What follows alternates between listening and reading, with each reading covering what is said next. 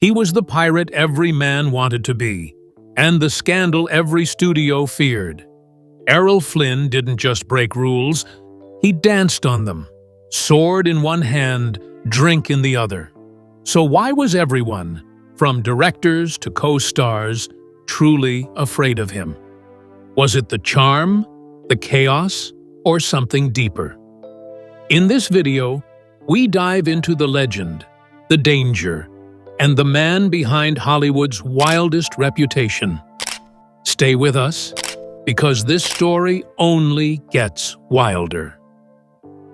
The devil in a pirate's smile. Errol Flynn didn't just play the hero, he embodied the myth, the dashing pirate, the fearless swordsman, the irresistible outlaw. But that wasn't just on screen. That same devil-may-care attitude followed him everywhere.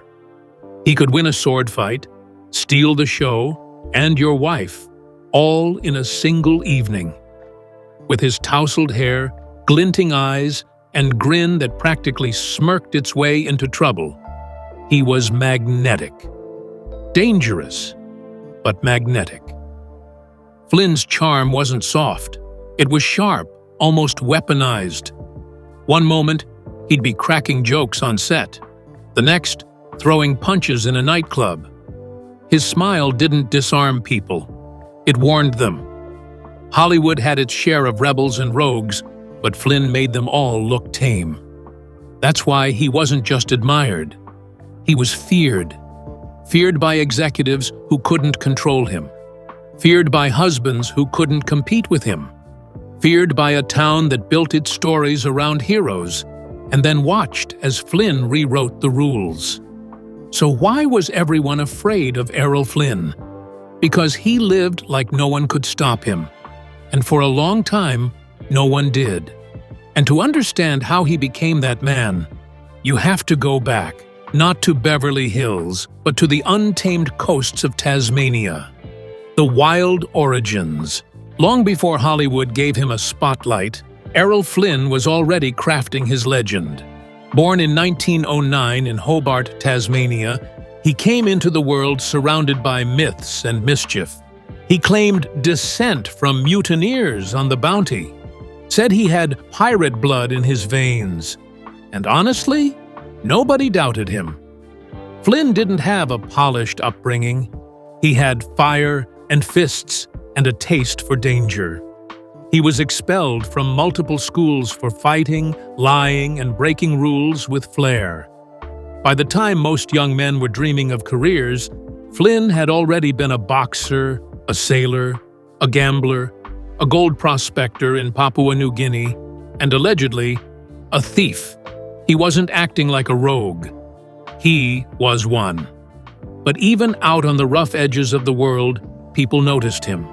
He had something, a charisma, that made it hard to look away, even when you should.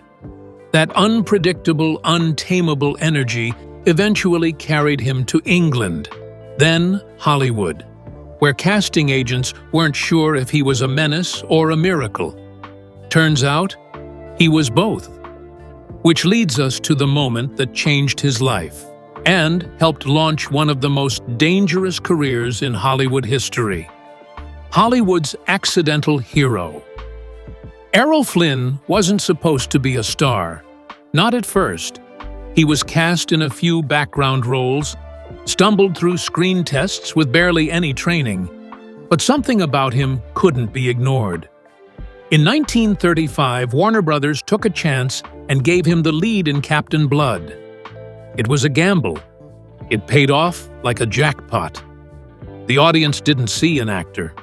They saw lightning in human form. Overnight, Flynn became a household name. Captain Blood turned him into a sensation, and suddenly, every studio executive in town wanted their own swashbuckling bad boy. But the problem was, they couldn't control the one they had. Flynn's fame hit like a hurricane. With it came women, whiskey, and wild headlines. Contracts tried to pin him down. Directors tried to reel him in. But Flynn didn't bend. He laughed. This wasn't a man playing a rebel. He was the rebel. And while fans cheered, insiders braced for impact. Because when someone becomes a myth too fast, reality starts falling apart behind the scenes. A face made for swords and scandal. Flynn wasn't the clean-cut heartthrob. He wasn't the gentleman lead. He was dangerous. That's what made him irresistible. He had what one critic called masculine elegance, the ability to look like a fallen angel in a tuxedo or a pirate in satin. He walked the fine line between grace and grit. Women adored him. Men hated how much they wanted to be him. Directors would say, "He commands the camera before he even speaks." That wasn't just charisma. It was control. And with that control came chaos. Because when Flynn didn't like a scene, he changed it. When he didn't like a co-star, he let them know on set or in print. He wasn't playing by the studio system. He was rewriting it in real time, cigarette in hand. And that blurred line between who he played and who he really was, it only got thinner as his fame exploded. Soon, the world didn't just watch Flynn on screen. They followed him to the bars, the bedrooms, the headlines. Because real life with Errol Flynn was even more scandalous than the movies. And nowhere was that more true than when the curtain fell and the cameras stopped rolling. The real-life buccaneer. If you thought Errol Flynn's movies were wild, his personal life made them look like bedtime stories. He drank a lot. He brawled with waiters, clashed with co-stars, and once reportedly brought a pet monkey to set. Because why not? His Beverly Hills parties became Hollywood legend. They were extravagant, indulgent, and at times dangerously unhinged. He didn't just flirt, he conquered. Married women, starlets, studio assistants. No one was off limits. And he didn't care who was watching. Studio execs were terrified. Every morning brought a new rumor, a new lawsuit, a new scandal. But they couldn't cut him loose because Flynn still made money. Big money. "He's our biggest liability and our biggest asset," one Warner Brothers insider famously said. He was, quite literally, the golden ticket and the ticking time bomb. But nothing prepared Hollywood for what came next. In 1942, Errol Flynn didn't just make headlines. He found himself in the center of the biggest courtroom drama the town had ever seen. And it was about to change everything. The infamous trial that shook Hollywood. In 1942, Errol Flynn stopped being just a movie star and became a national headline. That year, he was charged with statutory rape, twice, by 2 underage girls. The allegations rocked Hollywood. Suddenly, the swashbuckling heartthrob wasn't just playing dangerous men on screen. He was being accused of something truly dark in real life. The charges stemmed from 2 separate incidents, both involving young women who said Flynn used his fame and charm to lure them in. One claimed it happened on his yacht, the other at a house party. It didn't take long for the media to pounce. "Flynn in scandal," read the papers, feeding a public hungry for scandal and gossip. But Flynn, ever the performer, treated the courtroom like another stage. He showed up impeccably dressed, confident, flashing that crooked grin like he was still on set. "I'm here to tell the truth," he told reporters. "And the truth will set me free." Whether you believed him or not, it was hard to look away. The trial was a circus. Spectators lined up around the block to catch a glimpse. The testimony was explicit. The atmosphere, tense. Yet Flynn charmed the jury the same way he'd charmed audiences for years. And in the end, he was acquitted. He walked out of the courtroom with his freedom, but not his innocence. His reputation was scarred. Studios began whispering. Agents grew cautious. And yet, that very scandal would birth a phrase that stuck to him for life. In like Flynn. It was a phrase that meant power, seduction, access, but also arrogance. And it cemented Flynn's place not just in Hollywood history, but in the cultural lexicon. But that trial wasn't the end of the trouble. It was just the beginning of Hollywood's fear. In like Flynn. It's rare that someone becomes a phrase, but Errol Flynn did. After his 1942 acquittal, the public coined the phrase, "in like Flynn." On the surface, it sounded cool, slick, suave, effortless. But under that swagger was something more troubling. The idea that Flynn could have whoever he wanted, whenever he wanted. Consequences be damned. The phrase became a badge of honor for some men, but for others, especially in Hollywood, it symbolized something terrifying: complete lack of control. Studios had long feared actors with too much power. They'd seen stars spiral before. But Flynn was different. He didn't just push boundaries, he danced across them, laughing. He was too charming to fire and too profitable to cancel. So they looked the other way. One studio head reportedly said, "We don't manage Flynn, we survive him." Behind closed doors, producers kept their wives away from him. Leading men felt threatened. And directors, especially those who liked order on set, treaded lightly. It was no longer about whether Flynn would misbehave. It was when, and with whom.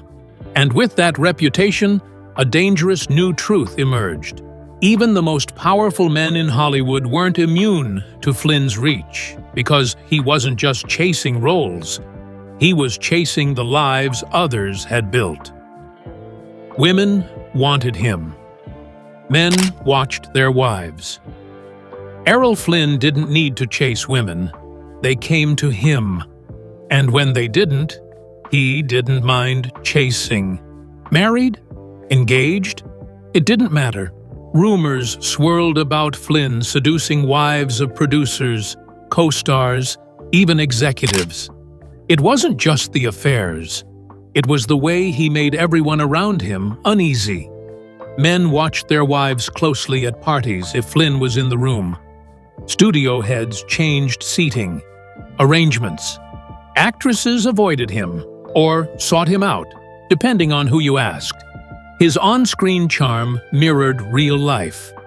Olivia de Havilland, one of his most famous co-stars, once admitted she couldn't help but be drawn to him, even as she resisted.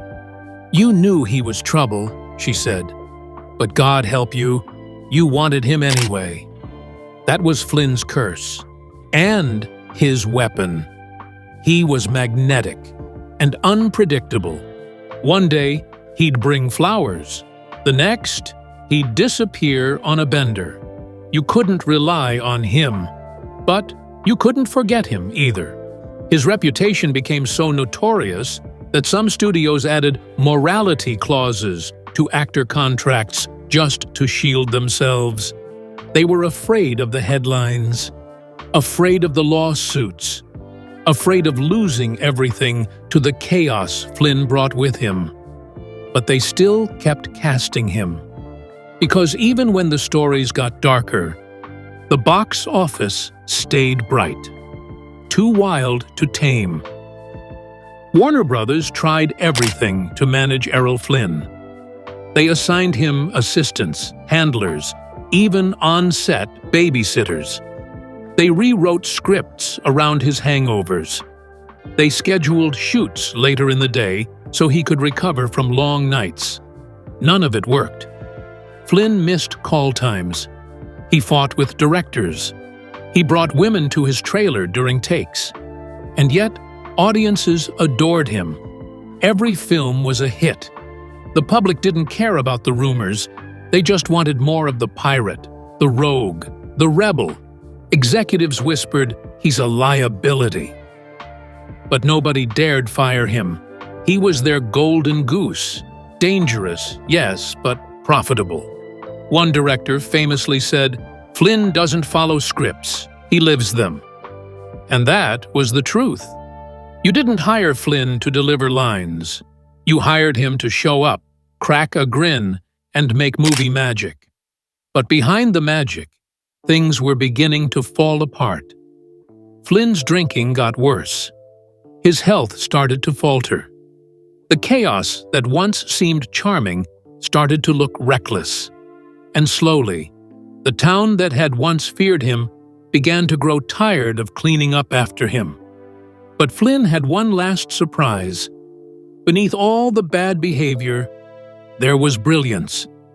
The brilliance behind the bedlam. For all the wild stories, few people realized how intelligent Errol Flynn truly was. Behind the drink, behind the smirk, was a man who read Shakespeare, wrote novels, and debated philosophy with scholars. Flynn once said, "I'm not the idiot they think I am. I just play one better than anyone else." He wasn't lying. Between takes, he'd be buried in books. He hosted dinners filled with writers and politicians, discussing world affairs, war, and literature. He wasn't just charming, he was sharp. But that brilliance made him even more unpredictable. You couldn't box him in, couldn't outsmart him. And that terrified Hollywood even more. Because a man who was beautiful, beloved, and brilliant, that was a man who didn't need anyone's permission. And that made Errol Flynn the most dangerous kind of star. Feared by co-stars and crew. By the mid-1940s, Errol Flynn had earned a reputation not just for scandal, but for unpredictability on set. Directors didn't give him instructions, they negotiated. Crew members whispered warnings to newcomers, and co-stars braced themselves for whatever version of Flynn would show up that day. Some days, he was electric, funny, generous, focused. Other days, he was late, drunk, combative. Flynn didn't act in scenes, one camera operator famously said. He conquered them. And if you happened to be in his way, you had two choices: duck or get destroyed. He'd improvise lines, ignore blocking, break character for a laugh if he felt the moment called for it. When it worked, it was magic. When it didn't, it was chaos. His female co-stars had it the hardest. Some adored him, others dreaded every second near him. Olivia de Havilland once said, "He had the power to make you feel like the only woman in the world, or like you didn't exist." And Flynn didn't always respect the hierarchy of a film set. If a director rubbed him the wrong way, he'd challenge them in front of the cast. If a scene dragged, he'd leave early and return the next day with excuses and a fresh drink in hand. Still, everyone kept quiet, because behind the frustration was the cold truth. Flynn brought people to theaters. Fear of losing money often outweighed fear of losing control. And yet, those closest to him sensed the storms weren't just for show. They were signs of a deeper unraveling. A man at war with himself. Beneath the swagger and scandal, beneath the smirks and sword fights, Errol Flynn was quietly falling apart. He'd joke in interviews, brush off gossip, and charm reporters with quotes like, "I like my whiskey old and my women young." But those were masks, performances. The real Flynn, the one away from the cameras and crowds, was fragile, held together by bravado and bourbon. His drinking wasn't just a bad habit, it was a lifeline. Alcohol dulled the chronic pain from years of performing his own stunts, reckless brawls, and endless adrenaline chases. But more than the physical pain, it dulled the darker shadows: loneliness, regret, and a creeping sense that no matter how adored he was, he'd never feel at peace. Flynn was magnetic in public, but often unreachable in private. Friends recalled long silences, rooms filled with empty bottles, and Flynn disappearing for days at a time. He would be the life of the party one moment, and a ghost the next. He suffered from insomnia, sometimes staying up all night pacing, or writing feverishly, pages and pages of self-reflection, memories, bitterness, longing. In those writings, there was a man trying to understand himself, trying to figure out if he was the hero the world saw or the villain he feared he might be. In his now famous memoir, My Wicked, Wicked Ways, he didn't hide behind false humility. He confessed, "I've had a hell of a lot of fun, and I've enjoyed every minute of it. But the truth is, I've also been scared most of my life." That line stripped away the myth. It revealed a man who was constantly running, from the studios, from the press, from aging, and mostly from himself. He wasn't fearless. He was afraid of stillness, of silence, of being forgotten. And so he kept moving, faster, wilder, until there was nowhere else to go. Hollywood didn't want to deal with that side of him. They loved the pirate, the adventurer, the rake with the roguish grin. But they didn't want the man who cried alone in his hotel room, or the man whose liver was failing before his 50th birthday. They wanted the mask, not the man behind it. And slowly, inevitably, even the studios that once feared his power began to turn away. The roles dried up. The whispers got louder. He wasn't the box office guarantee anymore. He was a liability, a headline waiting to happen. The question shifted from, "What will Flynn do next?" to, "How much longer can he keep this up?" The next chapter would answer that, and it wouldn't be a happy ending. But it would be pure Flynn, dramatic, unpredictable, and unforgettable. When Hollywood let go. By the early 1950s, Errol Flynn's golden glow had started to dim. The studios that once protected him from scandal and shielded him from consequence were backing away. The roles dried up, the offers slowed, and Flynn, never one to sit still, left. He moved to Europe, trading Hollywood's glare for international shadows. There, he continued to live lavishly, but the cracks showed. He owed money. He drank more. His famous looks faded, his once sharp jawline softening under the weight of age and excess. Still, he acted when he could. Smaller films, foreign productions, nothing like his glory days. But the myth of Errol Flynn traveled with him. Fans still swarmed, journalists still called. And inside every interview, there was always the same question. What happened to the king of adventure? Flynn answered it with sarcasm and bravado. "I've outlived most of my critics," he once said. "That counts for something." But behind the jokes was the hurt of a man who had once ruled the screen and now couldn't get his calls returned. His third marriage collapsed. His debts grew. He began narrating his own downfall, often with gallows humor. He'd laugh about his liver failing or the IRS chasing him. But his friends knew Flynn was exhausted by fame, by regret, by the war he'd waged with himself. Still, he never apologized. And maybe that's what kept the legend alive. Even as the man was fading. Death of a dangerous icon. On October 14, 1959, in Vancouver, British Columbia, Errol Flynn's story ended the only way it ever could. Suddenly, dramatically, and surrounded by whispers. He had been staying at the home of a wealthy Canadian socialite and doctor, reportedly discussing plans for yet another memoir and juggling vague ideas for a comeback. But time had caught up with him.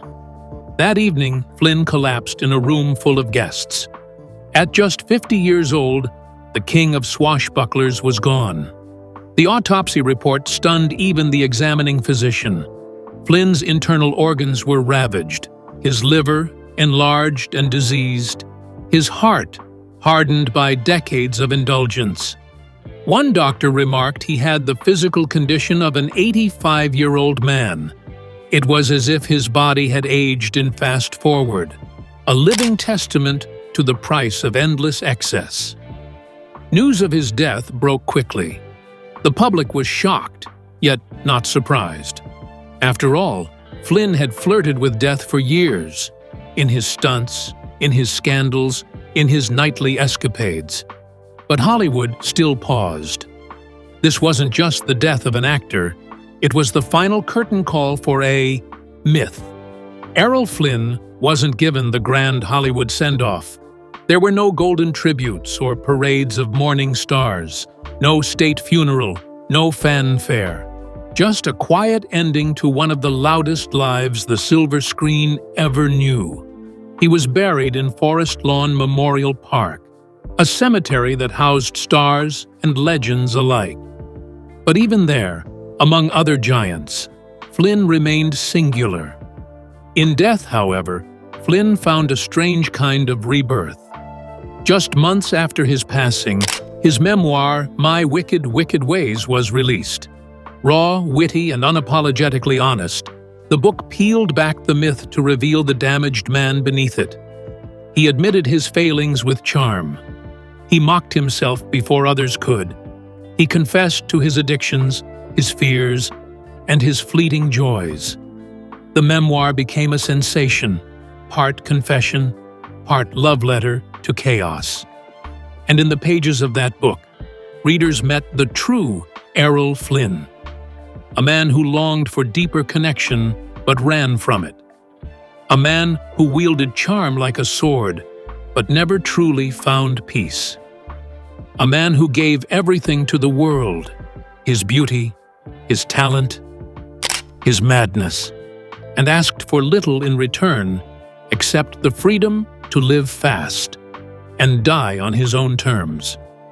In the decades since, Flynn's legacy has only grown. He remains an icon of the Golden Age, the gold standard of charm and rebellion, the man who could make danger look like romance. He was reckless, radiant, and completely real. And even now, long after that final breath, Errol Flynn isn't just remembered. He's resurrected in every role that dares to live on the edge of chaos. Because Flynn didn't fade. He flared, and flares are never forgotten. Legacy of a man you couldn't cage. So why was everybody afraid of Errol Flynn? Because you couldn't predict him, couldn't control him, couldn't own him. He was the wildfire they could never contain. He wasn't molded by the studio system. He kicked the mold to pieces and made something entirely his own. Flynn wasn't just a star. He was a storm in a tailored suit. He walked into every room like he owned it, and by the time he left, he usually did. He didn't ask permission. He didn't play it safe. And that, more than anything else, is what made Hollywood nervous. He refused to follow the script, on set or in life. He was beautiful and brilliant, charming and chaotic. He seduced audiences just as easily as he terrified executives. He bent Hollywood to his will, and when it pushed back, he just laughed. One studio head once said, "Flynn was either your biggest asset or your biggest threat, sometimes in the same day." He drank too much, risked too often, and lived like there was no tomorrow. And maybe Deep down, he knew there wouldn't be. But in those fleeting years, he created something electric, something unforgettable. Whether he was swinging a sword, cracking a grin, or starting another scandal, Flynn never faded into the background. He wasn't just playing heroes, he was living like one, in all his flawed, reckless glory. The trail he left behind was a blur of broken rules, broken hearts, and brilliant performances.